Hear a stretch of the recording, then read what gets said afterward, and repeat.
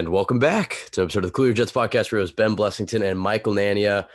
Michael, we've returned from the game. We're in person together. First in-person podcast in a while. Our voices are almost gone. Our hearts are empty. Our beers are empty. We're sad. Jets didn't get it done. How are you feeling? I think after having some time for just to digest it a little bit and just kind of remove myself from the MetLife Stadium atmosphere, I think, as per usual, we've both found ways to look at it in a positive light and be a little more optimistic moving forward.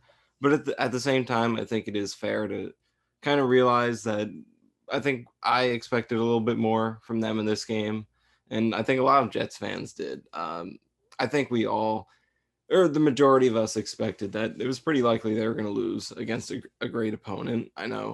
I definitely predicted them to lose, but just the fashion that they lost was below what I expected from them. And granted, they played a really solid first half, but I think I just wanted this team to be one that could, you know, regardless of who they were playing, just play them well to the end. And almost just about every single game that they play, but for the second straight year to be there in person to watch a home opener where they don't score a touchdown until garbage time, I guess, where they essentially don't score a touchdown and the game is over by the time the fourth quarter starts. It's definitely frustrating, regardless of who you're playing or the talent gap with that team or the injury to the starting quarterback. Regardless of any of that, it's definitely fair to really expect more and for those results to come sooner rather than later, because at some point you got to step up. Like, you can't go with the excuses of, you're rebuilding, the team is young, injuries, whatever. At some point you have to step up. So I expected more, but at the same time, I think there was a lot of positive to take out of this game. I think the score is a little bit misleading in terms of how competitive the game was. And I think you could still move forward and think that the Jets could have a productive season. But at the same time, I was definitely, and as you can attest to, while looking at my reactions watching this game, I was definitely not entertained. I have plenty of sad Michael Nania pictures that I almost posted, but I was going to be nice. You were quite depressed, like, by halftime. Yeah. and then we rewatched the game just now, and it was like they weren't out of it then. For some reason, it did feel – I think the feeling was this, where it was like, all right, we knew the Ravens were the better team. We knew they were a veteran team. And it was like, if you're going to win this game, you have to capitalize on the big moments. Right. Kind of like what Salah said. It's like, if you're going to beat a veteran team, you got to capitalize on the momentum. And the Jets, it felt like they had their opportunities in the first half and they didn't capitalize it. And multiple times. And even just rewatching it and realizing the amount of bullshit that happened in this, and not bullshit in the sense of like, that should, never happen. Just, unlucky shit that happened to the Jets, or just one bad play ruining entire play. I mean, first of all, you're not going to win if you don't have a third down conversion until what was it, like 9 minutes in the fourth quarter? Yeah, like they didn't have a third down conversion until way into the fourth quarter. They would move the ball, and then it would be like the Corey Davis drop on the first possession. You had the Tyler Conklin catch for the first down on a third down. Then he fumbles it, and then it's 4th and 6. And was that the field goal drive or was the missed field goal? The missed field goal, yeah. I believe. Yeah. It could have been the field. I forget. Well, they had the missed field goal, the mixed extra point. When you get to garbage time, I guess you have the Carter wide open drop touchdown. The next drive, you have the Breece Hall fumble. I'm trying to think with the other, just like, the Lamar Jackson fumble, or I don't know if it was Jackson. The Ravens fumble that Clemens hit with his head and didn't recover. It wasn't Jackson. Reed forced it. Right, exactly. Clemens couldn't come up with it. I'm trying to think of just all the shit that happened throughout the game where it was like they had their moment to capitalize, and they just, I mean, the first play of the game for the Jets was a 19-yard run from Carter. You're like, here we go. And then they just, Joe Flacco said this too. They seemed lackadaisical. And I don't mean to say anything. I forget the exact quote from Flacco, but it was just something. I'll find it real quick because it's right on my phone.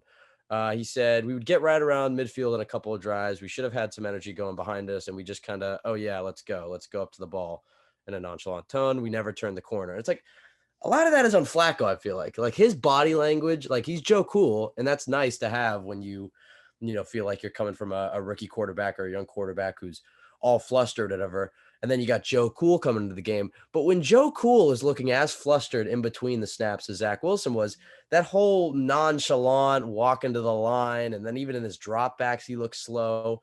Would you agree with me that Flacco looked as flustered as Wilson did at times last year. Like, and that was the thing we thought we were getting with Flacco. I was like, all right, he's not going to bring the mobility. He's not going to bring you the excitement that Wilson brings you, but he's going to manage the game. He's seen everything. He's played this team for years. I mean, obviously it's a different defense and different personnel, but similar principles.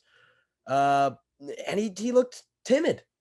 Would you agree with that? Yeah, I agree. And I think that was the most disappointing aspect of Flacco's performance. And look, it's not like we were expecting the world of Joe Flacco. He is a backup at this point of his career, but I think we expected that he could come in and just do those veteran things at a good level, get the ball out with good timing, know where your answers are to the blitz. And he looked, as like you said, as flustered as Zach Wilson possibly could have looked in this game if he played, or if it was Zach Wilson last year.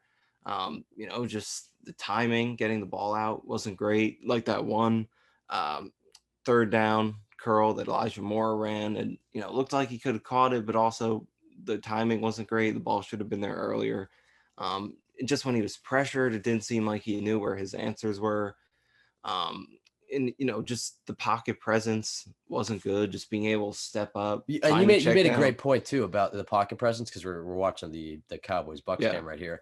I'll let you make your own point, but it was about how Brady has his own pocket, movement. Yeah, it's like obviously a quarterback like Zach Wilson's going to bring outside the pocket mobility that a guy like Joe Flacco just isn't capable of. But even a statue pocket passer should be able to just step up in the pocket, shift to the left, shift to the right. And Flacco's just, even by his own standards, much more of a statue than I think we expected to see. So it was a really disappointing performance from him in many aspects. And I think that a silver lining is that you look at the players who you would prefer to be your scapegoat in a game for the Jets this year, and Flacco is right up there as, if someone's going to cost us a game, then I would like for it to be him, because you could look into the future and think, Zach Wilson could be and should be a lot better than that. So I think you can. And granted, it's definitely not just Flacco. There were a lot of other guys who were at fault, who we'll talk about, but it was largely him. And I think you could very easily picture Zach Wilson playing in this game and making a lot of plays that Flacco couldn't make, and the offense being more productive. So I think that's somewhat of a silver lining from a long-term perspective. Yeah, I think Wilson actually would have played better, which is not what I would have thought going into the game. I agree. But I don't think it would have made the difference between the win and the loss. I think the reason, so Michael was all depressed during the game. My dad was all bummed. I'm sure many Jets fans, you're going to drink the water right in front of the mic? Yeah, a little bit of ASMR. But like, I just felt like I don't know. I wasn't as depressed like during the game when they were leaving, because the outcome was kind of what I don't want to say expected, because the score certainly wasn't, and I didn't expect the offense to be that bad. But I kind of just felt like, all right, the Ravens are a better team. They're further along. Lamar Jackson is arguably the hardest quarterback in the league to defend against, but I think the Jets will represent themselves nicely. I think they'll probably lose a close game, but there'll be plenty of positives to kind of go off of. I would have thought that would have been, all right, Flacco has this offense moving. We're going to get a vintage Joe Flacco performance, but the defense is just not going to have much of an answer for Lamar. I think my final prediction, I had us losing by 3 or something. Or did I end up predicting a win? Or did I? When we were walking in, you were saying like, we're going to win this game. That's not. I was 2 Miller Lights and a Red Bull deep when I made that prediction, and that was also some positive manifestation. I forget what I said in the podcast. I said 30-27 going into the stadium. I think might have had something different on the podcast. I think we both predicted a close loss. But something around a close, high-scoring loss. That's kind of how I felt it was going to go. But for me, when I was walking out, I didn't feel like this is a team that was going to just suck all year. Yeah. I'm not saying they won't lose plenty of games, but the Ravens, outside of the Bills, are the toughest matchup on their schedule. Right. And there might be better teams that they face, but just what they do as an offense and how that theoretically should exploit what the Jets do as a defense, I was highly encouraged with the defense's performance. Because outside of the one big busted coverage, which we went back and watched it, and it was Joyner, who thinks it's, what was it? He thought it was cover 2, but it was cover 3. I forget exactly what he did. And then he went to go play. Yeah, he went to go play the deep half. He should have had the deep middle, but he dropped back to play the deep half. Thought he had inside help. Really should have been him. Right. And then Whitehead, meanwhile, is going down. Yeah. And so then they just had a wide open touchdown. But outside of that play, because even the other touchdowns, like the one on Bryce Hall, What did you say it was? It was like Samini said it was like the tightest. Yeah, the tightest coverage on a passing touchdown in the league over the past 4 years, which I don't know about that stat because like there are a lot of contested touchdowns. Yeah. So either way, it was great coverage. It's a great throw and catch. But I want to comment on your point a little bit because I see what you're saying because on the scoreboard and watching the game, it didn't feel close. But from the perspective of how did the Jets match up against this team on a play-to-play basis, I think you did get the closer game that we kind of wanted to see. And it didn't manifest itself on the scoreboard because the Jets lost the big play battle so badly. Like in terms of the fumbles didn't go their way. They didn't convert on third down and they didn't get any big plays like explosives offensively. Whereas the Ravens, interception where Cager fell down, I forgot to throw the that interception, and then the Ravens were able to get just a couple of big plays to bust it open. So there were a handful of very important plays that swung the scoreboard in a big way. But in terms of on a down-to-down basis, how did the Jets compete with this team? I think they did compete pretty well, especially defensively. But even on offense, as bad as it was, like they did move the ball on most drives. They just couldn't convert those third downs. They couldn't, get it going in the red zone. The quarterback really struggled. Pass protection wasn't on. Route running at times. This is a lot of bad stuff to put a silver lining on. But either way, they didn't really go 3 and out that often. And they only turned it over a couple of times. All right, I'm really sugarcoating at this point. Well, I get it. But I see your point because, like, despite the scoreboard, you watch that game, and for the most part, they were competing. It didn't seem like they were overmatched. They needed to execute better in the big plays. Obviously, need to be a lot better. But for the most part, it was a competitive game, and you could see the talent on the roster. Oh, if their offense just gave them anything, because the defense played lights out, in my opinion. Yeah. And I think that was the thing. And kind of, because you started to get off and like, well, okay, well, we only had this happen. And like, yes, you can play that game. And I think the thing that kind of annoys me is like Connor Hughes, for example, he's going all against there's no moral victories. The Jets, when is enough? And I understand he's got to get his clicks or whatever. And like, he has a point. I know some fans agree with that. And I agree with that to an extent, but I don't think really anybody in the Jets building is making excuses or like you said, like a lot of times there'll be a tough loss or something like this. And you're like, where's the effort? It's like the Jets gave it 110%. Right. Are there certainly things that they need to do better? Yes. Are there also things that they did really well? And some things that I didn't expect to do well, like Max Mitchell, for example, I thought he had a very nice game. I know I forget what's his era. Is it Blatt, Zach Blatt, or is that the athletic reporter? Yeah. He said he had some tweet where he was like this week where it was like, well, if the Jets just get an average performance, Max Mitchell, and everybody tore him apart. And he was kind of rightfully so to be torn apart because it's like, oh, well, an average performance from a fourth-round rookie. But I would say we got that. Yeah. And out of the 2 tackles, significantly better than Fant, who I guess it's a nice segue, so we'll just hop into it now. But there's some more stuff I want to go back to. But George Fant noticed it live, and then on the rewatch, because we started to say, geez, he got beat again there. Damn, he just got beat again. So we started to focus in on Fant. He might have been worse than Flacco. Would you agree with that? I think outside of Flacco, Fant was probably my next most disappointing player of the game because, man, I mean, like you said, when we were watching it live in person, he definitely stood out a few times. A couple of sacks, I think, plus a really bad run play where he got beat and then had to hold. And then watching it on the replays, just time and time again, a lot of the pass protection busts that happened were on him. And it was surprising to see because I think, he got to move back to left tackle, which is perceived to be his better position, which he says was his better spot. And this was easily more rough than any game that I saw from him last year. So yeah, it was definitely tough to see that from him. And then Max Mitchell, I think he was okay. I think he really did kind of live up to that average performance. He did get beaten a few times, but he wasn't a tougher matchup the next few weeks. Yeah, and it's gonna get tougher the next couple of weeks. But with that being said, I think especially in pass protection, I think some of his bigger losses were in the run game, but especially in pass protection, not too bad. I really think you could call it an average game, which is way beyond what the Jets I think we're expecting to get from him. So,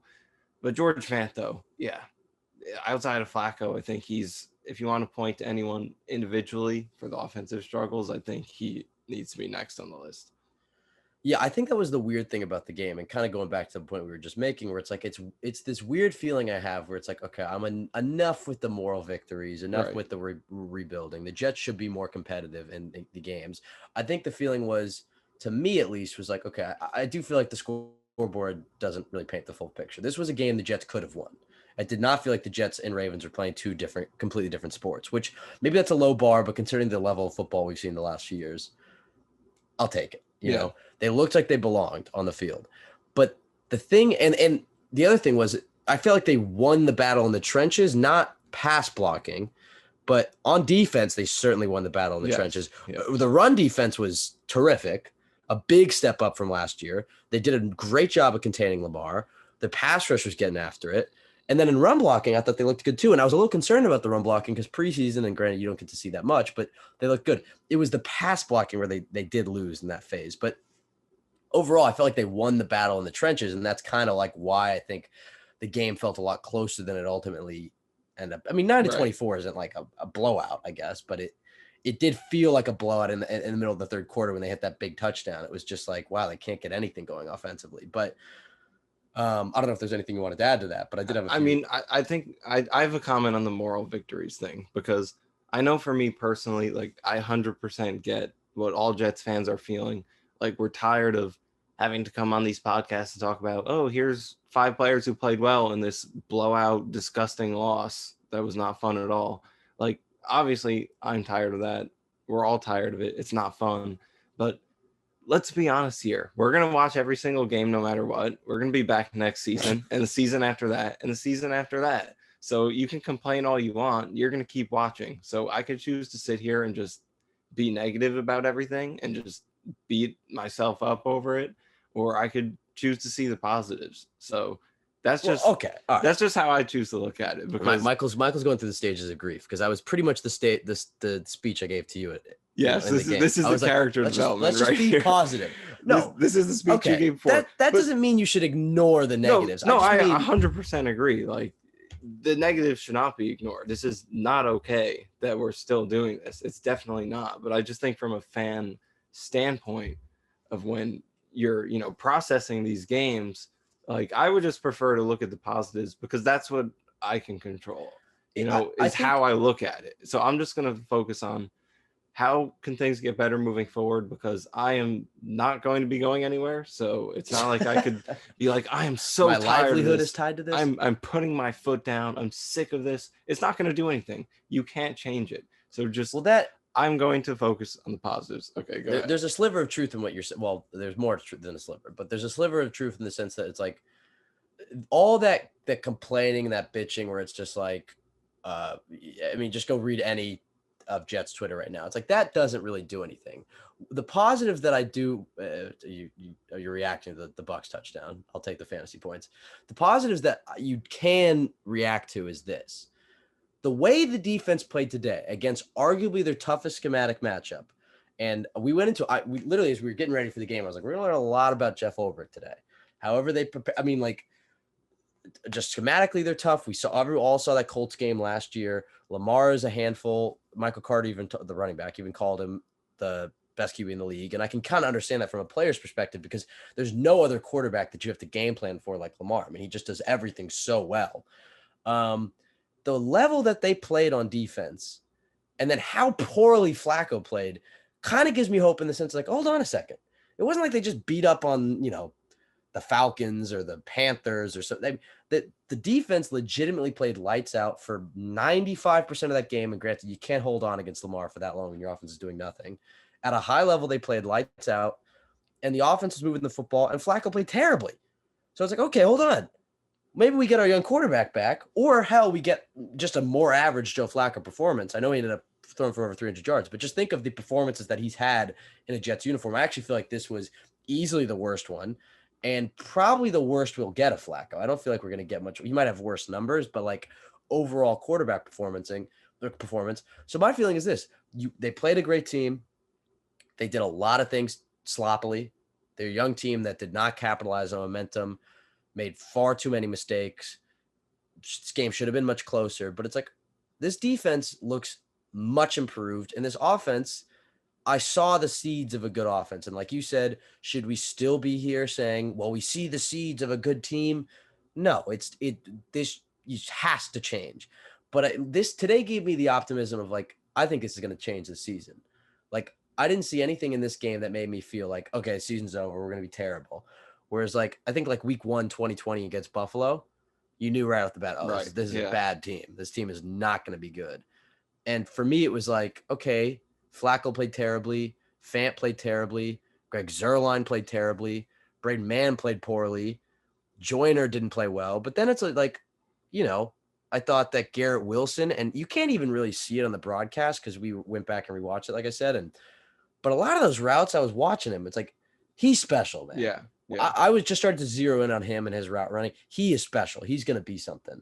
So, I mean, there's a few players I was going to go down the list, but I guess I'll pause at Garrett Wilson for a second. What do you think of his performance? Because to me, he really flashed in a big way, and I think he needs to be taking some reps away from Corey Davis, who did end up having actually a pretty solid game. Yeah, I thought Garrett was impressive. Like you said, the route running was good.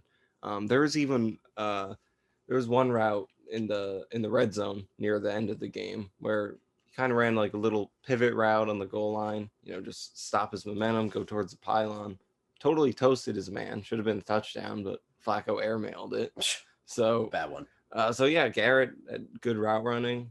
And then the big play that was kind of getting some discussion was the really nice after the catch play he had in the first quarter, where like I saw it was right in front of us. It was just, I thought it was going to be check down, tackle, get off the field. Right. But he made much more than something out of nothing, almost moved the chains. And Salah commented on it after the game and said, I forget exactly what he said, but he basically kind of, as great as the play was, kind of called it a rookie mistake, something he can learn from. And look, I agree, because it was a fantastic play for sure, but there is like a moment there after the second juke where he has that space and it's like, all right, at that point, go dive forward, get that first down, and just call it a day right there. So I think there's definitely a little bit of a learning experience within that play, but at the same time, it is a fantastic display of talent and how good he can be. And overall, I think the receivers were pretty good. I mean, there weren't a ton of drops between the main group of receivers. Davis had a big one at the beginning, but it also wasn't a perfect throw from Flacco, but one you would like to see him catch for sure. So yeah, I think overall the receivers were okay. There were times they didn't separate all too well, but at the end of the day, they caught most of the balls that were reasonably catchable, and even made some catches that you maybe wouldn't expect them to make. So receivers, I was pretty encouraged for the most part. Yeah, I thought Garrett Wilson looked great. I think Elijah Moore had some good moments. It wasn't like a bad performance or anything. I just think that the Ravens really keyed in on him and focused on him. He did have the kind of a touchdown, and then took Fuller's ACL with him. Yeah. And it got called back. I thought Davis, like you said, like I thought he had the drop, which was not good ball placement. That was another thing Flacco really struggled with, was the ball placement was just off all day, even on his completions. But after that, Davis made a number of good catches over the middle on other bad balls from Flacco, where he had to dive for them or jump up for him or slide for him. And so I think, like you said, I thought the receivers all looked good. I was surprised the tight ends weren't as involved, because it was weird, because they came out in that 13 personnel with Cager. Right. They make Ruckert inactive, and here comes our secret weapon, Lawrence Cager, which I wasn't super expecting. critical of that. And Michael was just in my ear, like, what the fuck are they doing? And he was just all mad. What did you think of that? I mean, obviously you hated it, but like, what do you think they were trying to do? Like, they would hurry up in 13 the entire, they script those plays. So what was going on? Yeah, it was an interesting idea to come out. Like, we saw the starting offense, Cager was out there, and then they ran hurry up and stuck with that personnel. Then they came out the next drive and started out, and I didn't like it. I mean, I think it's an interesting package to throw out there occasionally, but I didn't like to start the game that a converted tight end who barely made your team was getting snaps over Corey Davis and Garrett Wilson. I wasn't a huge fan of that, especially because of the way they were using him. Like, if you're going to have him just run a drag route or a crossing route that doesn't require a ton of nuance, and you could just get him going with some momentum for potential yak, which is where he's probably at his best, then okay, I understand it. But he was isolated on the outside running vertical Yeah, routes it was odd. against Marcus Peters.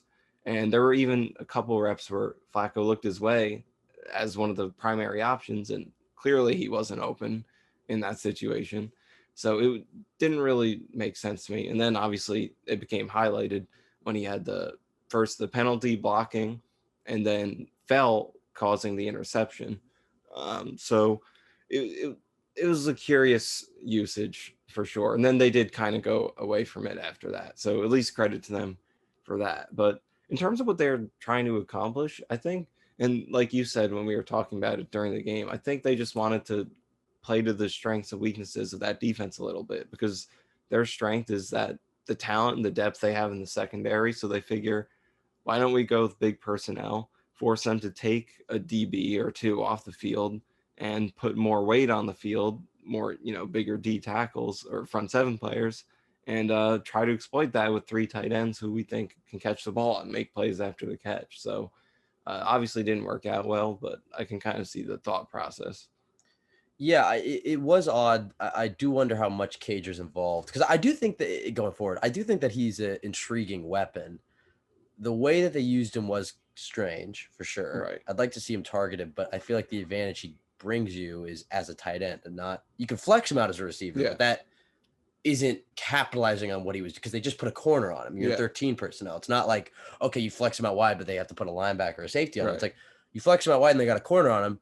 He's just a bigger receiver. Like, so they didn't really change anything.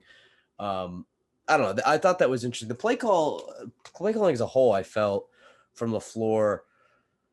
Well, what did you think? I felt like obviously there's always room for criticism. I don't like that they didn't take a single deep shot. And maybe that, I think they did dial up a few, that I will say. I think they got sacked on a number of them, and Flacco had to get rid of it or roll out and find somebody. So that maybe isn't as much on the floor. But I was listening to something that Michael Carter said that was really interesting in a post-game interview. He basically just said, like when we get down, we lose all of our rhythm. And we start, the play caller, has to, start playing catch up. And I think that's something that LaFleur does definitely struggle with. That there's a certain, and I feel like you could probably notice this with every team, but there's just a different mojo with the play calling when they're up and things are rolling. Yeah. And that's normal. That happens. But when they do get down there, for some reason, there is just a sense of desperation. And maybe that's not on the floor. Maybe it's just the history of this team and like the pressure that comes with being in New York. But if they're down 7-0 in the first quarter, it feels like, all right, we got to get a first down here. We can't, you know what I mean? Like they lose that sense of rhythm of like, we can still run. I don't know. What did you think of the play calling as a whole? I felt like they weren't as aggressive as maybe they should have been, and then weren't. I don't know. I feel like they didn't read the flow of the game as well as they could have. Yeah, I think for the most part, I would say I was content with it, because a lot of the offense they did get was kind of dialed up. Like they had a few nice swing passes out of the backfield. That's true. That drive was nice. A couple of good screens. So LaFleur did kind of generate some offense. Not a lot of rollouts though. But yeah, I think that would be the big question, because obviously Flacco isn't mobile. I think clearly we all know that at this point, but kind of the point of bootlegs and rollouts is that you don't really have to be, because the space is naturally created for you. And they did run it in the dress rehearsal in the preseason a few times. And Flacco has done it in his career, even though he's not an athlete. So there definitely wasn't as much of the bootlegs and the rollouts that I expected to see. And they probably should have done a little bit more of that, I think, especially with the run game, being pretty successful and demanding, I think, a decent amount of respect. So I was a little puzzled by that. But I do think for the most part, it was okay. And, they did have to get into catch-up mode pretty early, so they had to abandon the run game. I don't know. I think for the most part, I was okay with it. And then with the Cager thing, it was a creative idea. It didn't work, and he did go away from it, to his credit. LaFleur did, for the most part. Kind of realized it wasn't working and just pivoted. So credited him for that. And Wilson played more throughout the game, as he, kind of earned that. So I think I was okay with it. But like you said, kind of it was a little strange they didn't have as many plays getting Flacco out on the move with bootlegs and things like that. And then also maybe a little more vertical aggression. Yeah. Well, the thing that I knew I had a point with this, and I couldn't remember when I was initially talking, but they didn't use as much of the jet motion as I thought they would have, because they had that one, you brought it up. They had that, I think they had Hall and Carter on the field at the same time. Was it a play action to Carter and then they threw it to Hall? I forget exactly what they did. You remember the play I'm talking about? It was like a swing pass or whatever. But when you face a defense like the Ravens, and they're going to get another test against the Dolphins in a few weeks, who run a similar defense. When you face that 3-4 attacking man blitz defense, they put a lot of guys to the line. That east-west motion, I feel like really opens up that entire. And even if it's not just like they obviously had guys motioning, but like there wasn't a single end around to Barrios, not a single little toss to him, the orbit motion, swing passes, like all the stuff the bootlegs, like anything that moves the defense horizontally, I think helps open up the vertical stuff. And it felt like they were a little too stuck in the run game was working for the most part. But they were a little too stuck in the intermediate part of the field for me, because then when the Ravens started to come back off to be like, all right, let's just not allow a big play. Then he started to hit his checkdowns or whatever, and the Jets started to move the ball. But I feel like they could have opened that check down stuff up a little earlier if they got the Ravens thinking horizontally instead of vertically as much, because they were just playing the sticks. And I just felt like, I don't know. They were. I don't put this loss on LaFleur at all. I'm not trying to. I actually think LaFleur, like you said, like he displayed some creativity, and there were a few drives there. I was like, oh, we're cooking here. Like we're really moving here. And then it would just stall. And I think that kind of changes your perception of the game, where it's like, oh, they don't even have a touchdown. It's the fourth quarter. It's like, but you forget they had like 7 drives where they kept moving the ball, and then it would be like a dumb fumble or a pick or the punt, whatever. But overall, I didn't feel like LaFleur was too bad. I'm trying to think of some other guys who really play. There's a lot of guys on the defense I do want to talk about, but I'm just trying to think of the offense. Is there anybody else that stood out to you in a positive way? I feel like Carter was definitely good in his shifty self. I think Breece Hall is going to be good. He flashed some good plays. You put him in your positives list. I don't know if I'd go that far. Like he wasn't bad. It's just like I feel like you should save the positive list for somebody who was a gold star. And I feel like Breece Hall, like he was good. Certainly had a few moments, but he does get caught. He doesn't squeeze through the hole as much as I would like to say. I would say that would be my one criticism of him would be like Carter's a lot there's going to be no easy way to say this. More slippery. You know what I mean? Yeah. Where it's like when the hole starts to narrow down, Carter finds a way to get skinny and get through that hole. Tevin Coleman was really good at that. Yeah. And Breece Hall seems to get caught in those holes because he had one run in particular that was 6. If he just got the hole was closing, I felt like he could have, and I think it was Campbell got him. But it was just like, oh, damn it. That hole was closing, but he gets past him. That's a 30-yard touchdown run. And I think you'll see him start to get through those. Because once he gets out into open field, once he gets a little steam going, that's when you really see his moves flash. Outside of that, I think the offense was pretty blah. I do think the offense would benefit from a fullback. I don't know if that's Ruckert. I don't know if that's signing somebody. Bodden's injured. They cut Wesco. I don't know what it is, but they didn't even activate Ruckert today. So clearly Cager was part of the plan. I do wonder what that looks like going forward, because I think with the type of offense they were trying to play today, it could have been more beneficial to have a bit of a fullback in there. Do you agree with that? Yeah, I think potentially. I mean, I don't know, because like they did kind of run the ball pretty well. But I guess the problem was, like you mentioned, the lack of jet motion. There wasn't really anything kind of creating additional pre-snap threats, like creating new running lanes, just unique ways to kind of create offense. And like in a lot of ways, the jet motion can kind of fulfill the role of the fullback, just in the way that, it can create new gaps for you and things like that in a different way than a fullback, obviously, but kind of fulfilling the same purpose. So I guess it could have been. Well, maybe I'm wrong in this. I know we've technically seen the game twice today. I'd have to rewatch it 10 more times. Yeah, 10 more times before I can really have an opinion to stick by. But from what off the top, it felt like they gave Flacco a few of these plays, like the easy gimme completions to get the drive going. But it kind of felt like if Wilson was the quarterback and you got the young QB, you maybe protect him a little bit more, give him those easy completions, and they gave him the screens, they gave him a few but it felt like a lot of times they kind of just relied on Flacco being the vet. They Yeah. really tried to go off the intermediate part of the field, and it really just didn't work. I mean, they had a few plays that worked out well, but it just seems like that was leading to a lot of their issues, was trying to hit that 10 to 15-yard line range, and it just the offensive line wouldn't hold up, or receivers weren't getting open. And it was like, I think the offense, once they just started dinking and dunking and just going to easy completions, they just started to find their rhythm. And I think that's kind of what Flacco can give you. And then when the defense really comes up and plays the sticks, he's got that deep accuracy.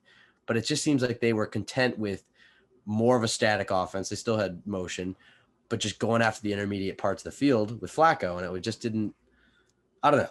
It's one thing if that's Brady, but Yeah. I was going to say, because I know they said going into the year and with Wilson's injury, they weren't going to change it up based on the quarterback. But looking at today's game, it really feels like they did. It was different. It feels like this was a game plan built for Flacco's strengths. A lot more drop back passing than I think you would typically see from them. A lot fewer bootlegs. Yeah. Less jet motion. But he would have benefited from it. Like, I know you say it's built for his strengths, but like, right. No, that's what I'm saying. It's like they took him for granted. I think they did that to a fault, because those things would help.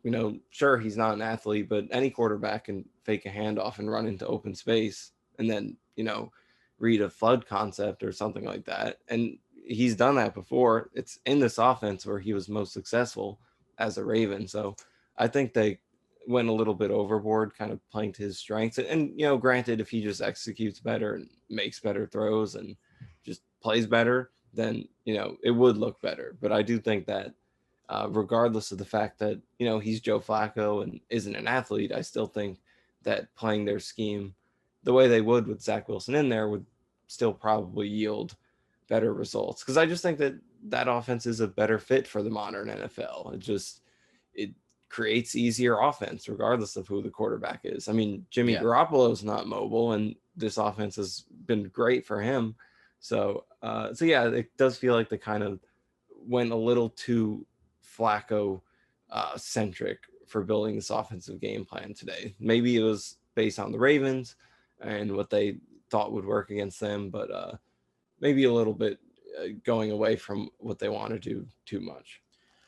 All right, I guess the story with the offense is move the ball, had some good moments in the run game, and some. I honestly wasn't that many good moments for the past game, but like they moved the ball. I thought they had some positives, but overall, a bad quarterback performance, a really bad performance from George Fant, and the ball didn't bounce their way. And they have to be better, and I think they will be better. That's the other thing too about week one, where it's like, this is all you have to evaluate the season. Right, and I think we've done a better job this year of not, or at least myself, like last year, I was so upset after the Panthers game. And this one, it's like, it's a long season. It's got 18 weeks of this shit. And it's like, I think this is a team that, for me, we're going to talk about the defense in a second. A lot of good things to talk about there. Not as much rationalization. But for me, with the offense, I saw the seeds of a good offense. And I also saw an offense that, with better quarterback play, would have looked a hell of a lot different, Yeah. He still ended up, he threw like 60 pass attempts, but he still had 300 yards and they moved the ball. A lot of that was garbage time. But even before that, I just felt like I don't know. A lot of times with Gase, it was like they couldn't even get a yard, and that a yard seemed hard. Yeah. And this was not that. This was like they couldn't get a third down was the thing. They couldn't come up in the big plays. And so we'll see. But it's a long season. I do expect them to be better next week. Let's talk about the defense before I get into wrap-up mode, because the defense legitimately was great. I really do. There's a lot of positives to talk about. I'm going to start with some unheralded positives, though, because we all want to talk about Sauce and some of the other guys. The linebackers today balled out. This was one of the best linebacking performances I've seen from a Jets unit. I mean, I don't want to be too hyperbolic here, but in a long time, I can't really think of a performance that matches between Quan, CJ, and Quincy had his moments too. Especially Quan really has helped this defense. But the job they did, and we said it on, was it Friday's podcast?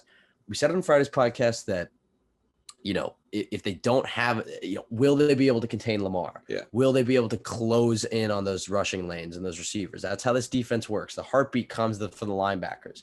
Because if the linebackers, they're swarming the ball, even if they have an open guy for 4 yards and maybe makes a man miss, it's like, well, keep that gain to 5 or 6 yards. Because if the whole unit doesn't just surround the ball carrier, a lot of times those little 5-yard passes turn into 15 yards, and it's just that the defense doesn't work that way. And we certainly saw that last year.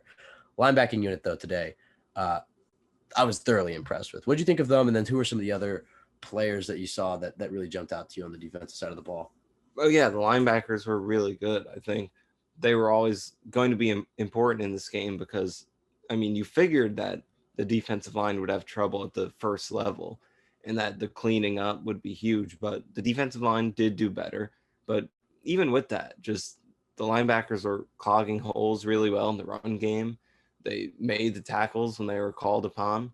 And then even in coverage, you didn't see them give up a whole lot back there. So in both phases of the game, really good performance from the linebacking group. And then I think the cornerbacks are the star of the show defensively. I mean, outside of the run defense, which was way beyond what I definitely was expecting. I mean, if you told me the Jets were going to give up 63 rushing yards on 21 carries and Jackson would have 17, then I would have thought the Jets would have had a much better game overall.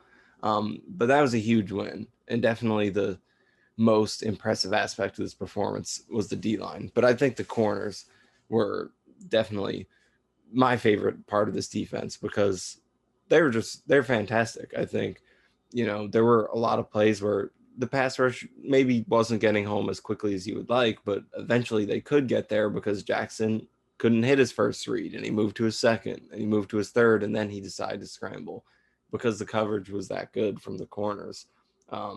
Specifically Reed, Sauce, and Michael Carter II. I thought that trio had a really good game.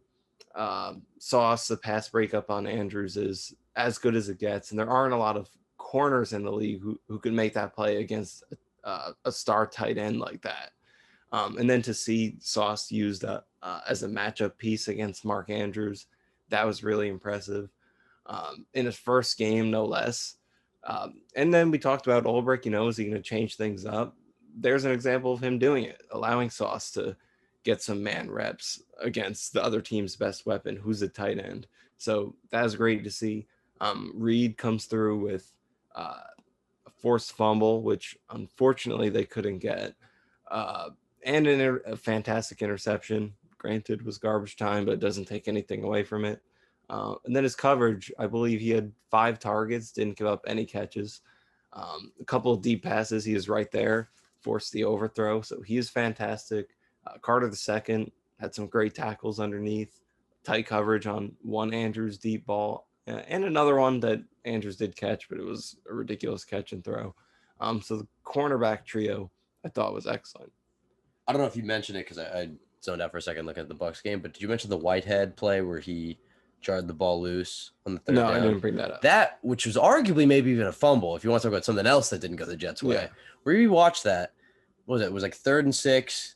It seemingly they completed it, and Whitehead came in with an amazing hit and jarred that ball loose. Yeah. They called it incomplete, so that they punted anyway. But the Jets could have argued that he caught that ball and fumbled it, and the Jets would have the ball at midfield. Just another thing that didn't go the Jets' way. But like you said, I mean, I really thought they did a nice job. I think this was a real credit to Jeff Ulbrich, who has come under a lot of scrutiny, and we'll see how they perform throughout the season because they had a good game last year, week 1, too. And I think for defense, I mean, go back to the Jets' last September win against the Lions in 2018, I think I forget exactly who said it, but it was almost like the Jets knew the Lions play before the Lions snapped it. And sometimes when you have an entire summer to prepare for an opponent, you could do all that homework. You can really be prepared. I'm not saying, look, it doesn't happen every year, but like, we'll see what Jeff Ulbrich's unit looks like week in and week out. You can't just judge it off of 1 week where they had months to prepare for. But the discipline that you saw, and there's one play in particular with Carl Lawson where normally Lawson would run full steam ahead. He did against Tyrod Taylor in the preseason, but he stalled. He waited. And he might have just had the QB spy on Lamar because he was opposite Lamar in the shotgun and whatever. But he didn't dive after Lamar. They were just at a standstill. They just looked at each other for like a full second behind the line of scrimmage instead of what Carl would normally do, which is full steam ahead. And Lamar's expecting him to do because Lamar would just wait for him and then like a matador with a bull just jump out of the way and he runs down the left sideline for a 30-yard gain. He's done it his whole career. But instead, Carl waited. And then Lamar had to run the other side and he got pushed out of bounds for like no game. Yeah. And that's a direct credit for Ulbrich. He preached it in the press conference on Thursday, talking about we have to be disciplined. And I think he really saw that. The run defense to me was outstanding today against one of the best rushing teams in all football. I know they didn't have J.K. Dobbins. I know they lost their left tackle. I don't care. It's Lamar Jackson. They did a great job of corralling him all day. They had the one blown coverage, the tight touchdown that you can't really complain about. Even on the third down, it was late in the game, so it didn't really matter. But he had that amazing throw to Mark Andrews on third down, which was tightly covered by Michael Carter II. A number of good plays that Lamar, still ended up making, but the defense, I was quite impressed with. And I think that's the reason why, not to keep throwing it back in Connor Hughes' face, but it's like all the hyperbole about like same old Jets and all this bullshit. It's just like, all right, I know today wasn't good enough, but there was there was enough positives for me today to see. I can see the team that I thought we were getting. You do have to remember this is still an incredibly young team and an incredibly new team that is still gelling together. So I don't know. I'm not trying to make too many excuses for them. I know we can tend to be a little starry-eyed on this podcast and get a little optimistic about the team, but overall I feel pretty solid about today. I shouldn't say solid. Now I'm getting too rationalization. Yeah.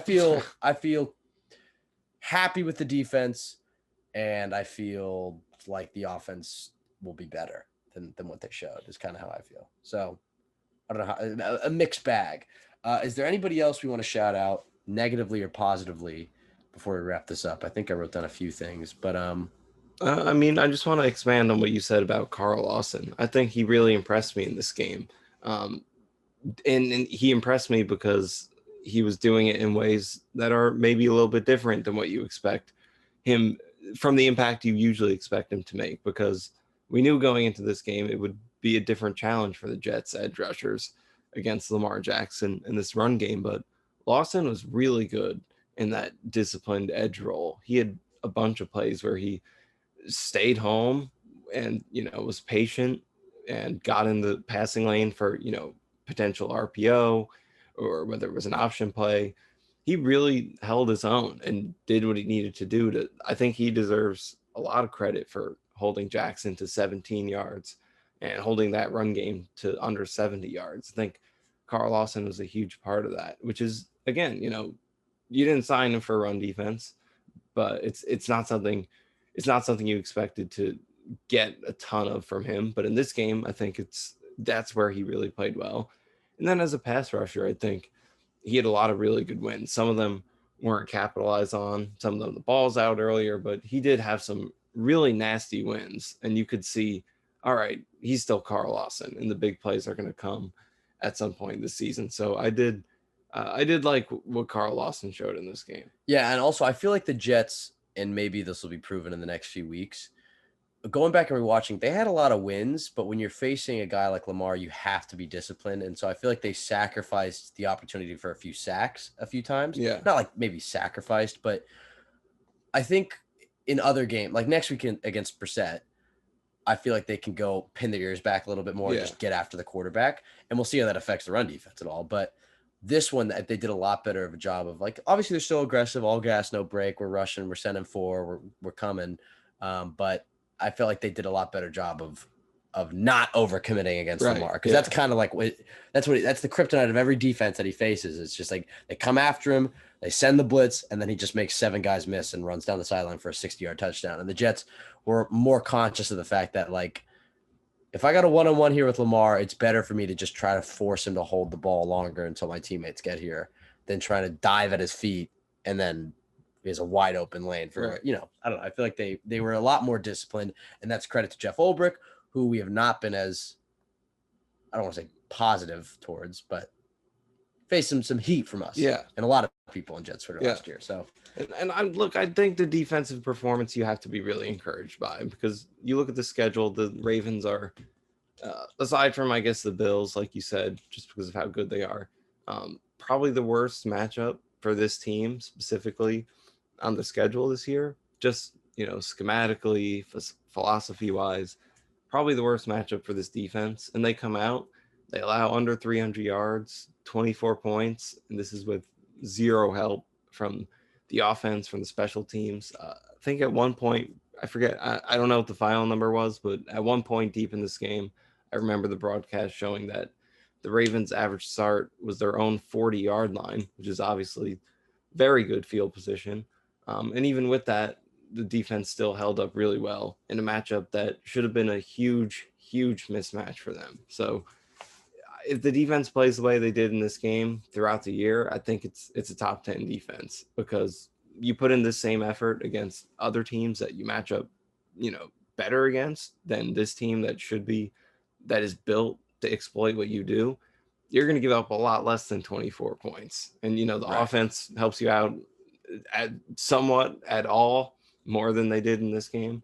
The defense, I think, you have to be really encouraged by. Yeah, like if I were to tell you before the game that the Jets were going to miss a field goal, miss an extra point, throw an interception, lose a fumble, not recover a Ravens fumble, have a blown touchdown. I'm trying to think of some other ones. Bad punts. Horrible punts all game. You'd be like, oh, they're going to get killed. But then at the flip side, if I told, and if they didn't have a third down conversion until the fourth quarter, you'd be like, oh my God, they got murdered. 40 plus would be on the board. You'd be like, oh, yeah, exactly. So that's why this game felt like a huge loss. But then on the flip side, if you were like, and I forget that you threw out some numbers earlier too, but it was like, I think the Jets had more total yards than the Ravens by the end of the game. But even for a large part of the game, they had more yards than the Ravens. We went through this earlier. Please help me out. What were some of them? Rushing yards by Baltimore? Yeah, right. Baltimore had like 60 rushing yards. 63. And then we told you Flacco threw for 300 yards. I don't know. What were some other ones? We went through it where it was like, all right, if we just said these stats, it would be like, holy shit, the Jets just dominated week one. And then if we showed you all the ones we just said, it'd be like, oh, well, they got killed. And it was a mixed bag. And so I guess the overall sentiment, not to get too rosy or too gloomy, is just it's week one. A lot of stuff they could have done better, a lot of stuff to be frustrated by, but it's not the end of the world. This did not appear to me to be a team that is terrible and, is going nowhere. This is still a team to me that looks exactly, they are who we thought we were, I guess, in a way. Yeah. They are a young team, a lot of potential, some ups and downs, but I do think they're going to get this shit together. The way the defense played to me is more encouraging than any discouraging Joe Flacco performance. And maybe that's setting a low bar. Because ultimately this offense is going to be about Zach Wilson. Yeah. So if the number one reason you struggle is Joe Flacco, then I think you can live with that. That doesn't excuse everything else that was, not working, from George Fant to run blocking, whatever. But I think, the defense was really the hugest question coming to this game, and they 100% answered the bell, whereas your biggest problem on offense has a clear solution coming in a few weeks. Oh, if the defense puts up another performance like this next week, I'm gonna be on this podcast this time next week talking about they're gonna be top 10 defenses. Yeah, which is not too outlandish to say. Two more things. Yeah, well, not really one more thing, but I do wonder that if George Fant keeps playing like he did this game, and Dwayne Brown, we'll see if they said now they're hopeful he comes back this season. So God knows if he's coming back at all, he might retire by next week. But if Mitchell played the way, that was another one that Max Mitchell was going to play average. One of the positives, Mitchell plays the way he's playing, Fans playing the way he's playing. You put Dwayne Brown at left tackle and you keep Mitchell at right tackle. And not that they're actually going to do that because Fant is clearly the vet, but I was really disappointed with his performance. In terms of I'm more disappointed with his performance than I am Flacco's. Yeah, I think that's fair. Because he was kind of a guy you thought, okay, and not to get bogged down into the excuses when we're talking about rationalizing this loss, but in Fant's defense, he would say, yeah, but I've switched positions twice this summer. And once this week. And it's like, I know he said I'm more comfortable at left tackle. He comes into the training camp with some uncertainty. He probably knew he was going to be left tackle anyway, but he's the left tackle for 2 weeks. Becton goes down. He has to switch to right tackle. The offensive line is still all shuffling together. He plays right tackle for a whole month. He gets comfortable there. And then on Tuesday, because I think Dwayne Brown got injured Monday, they don't practice Tuesday. On Wednesday, he's moving back to left tackle. And he even said so much in his press conference, like, I don't have enough time to prepare. And I don't know how much film work and studying goes into being a tackle, but when you see how technical all these moves are and stuff, I think it does matter. I do think it matters knowing the guy you're going to be lining up against, having ample time to really prepare for okay, what are this guy's favorite moves? I mean, he had enough time to do that, but you can't excuse the performance like that. You would have expected a much better performance. But again, something to keep in mind. With Wilson, though, yeah, they say he's not going to come back till week 4 at the earliest. I mean, they're not going to go back on that after they've said it. It's the right move. The meniscus, if it was just the meniscus, I bet you he's playing next week. If not, he wasn't playing this week. But with the bone bruise, you don't want that. That's just pain management throughout the season if you let it linger. So let it fully heal, let it come back.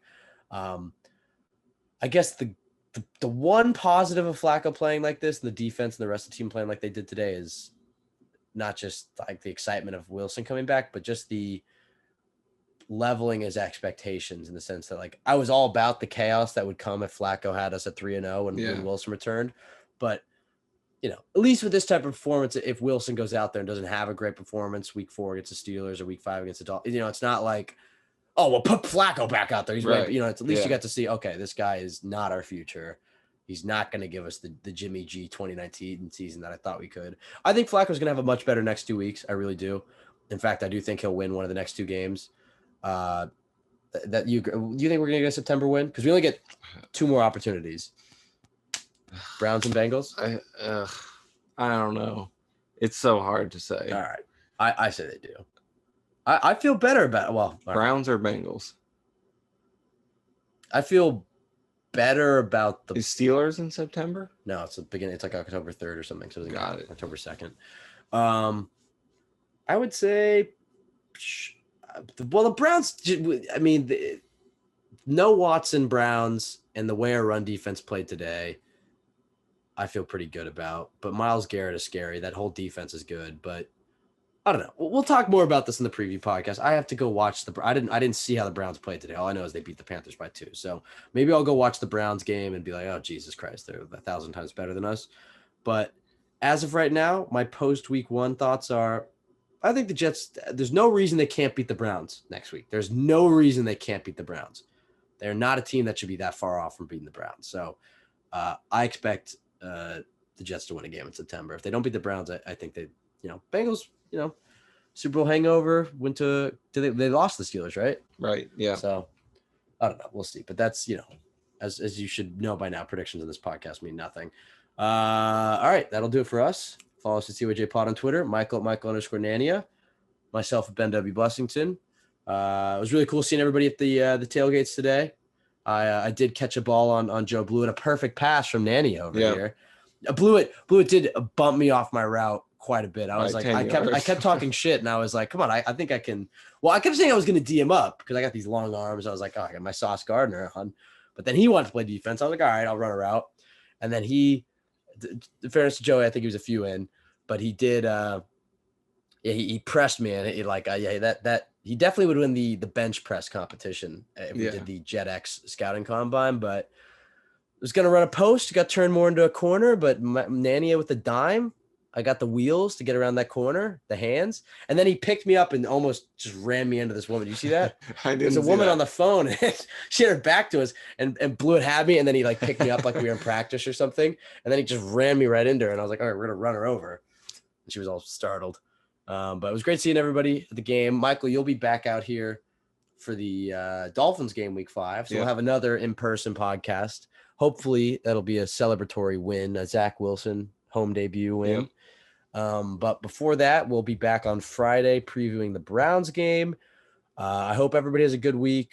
Just don't let all the overreactionary Jets negativity get to you. Obviously, this team has a ways to go, but like you said, Michael, we're not going anywhere, so might as well be positive about it. Everybody have a great week. We'll be back Friday. Go Jets.